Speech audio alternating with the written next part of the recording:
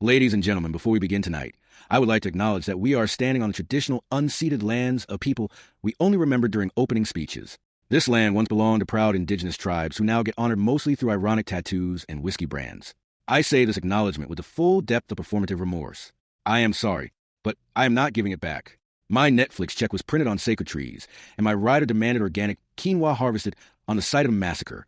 Land acknowledgement is when we say sorry but keep the house. It is like stealing a car and then putting up a plaque that says formerly owned by Jamal. Every comedy club I perform in used to be a burial ground or a strip mall with a buffalo mural. We took the land, turned it into a casino, and now we say thanks before every brunch like it is a pagan prayer. My Airbnb had a smudging stick and a white woman named Harmony who offered me spiritual guidance and a microdose. She was born in Ohio and identifies as 164 Cherokee via a DNA kit that came with dream catchers.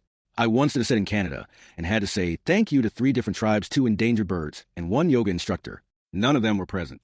They were all priced out of the neighborhood. But hey, acknowledgement is half the battle. The other half is history erasure with a fair trade twist. I do not hate indigenous people.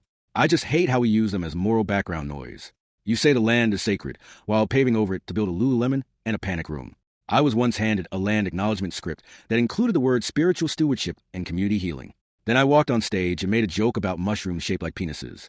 Respect is selective. We say this land is stolen, and then we charge $30 for artisanal tacos grown on stolen farms.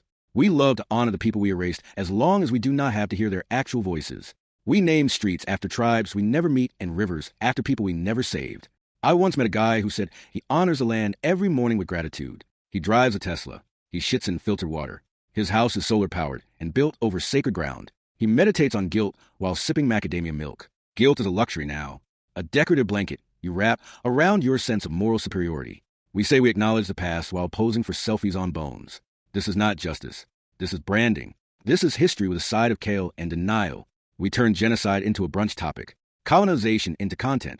If your apology comes with a punch card and a hashtag, it is not an apology. It is marketing. Welcome to the land formerly known as something meaningful now available on Zillow. Welcome to the comedy special that honors everyone by offending them all. Welcome to Kotzki Fickmann.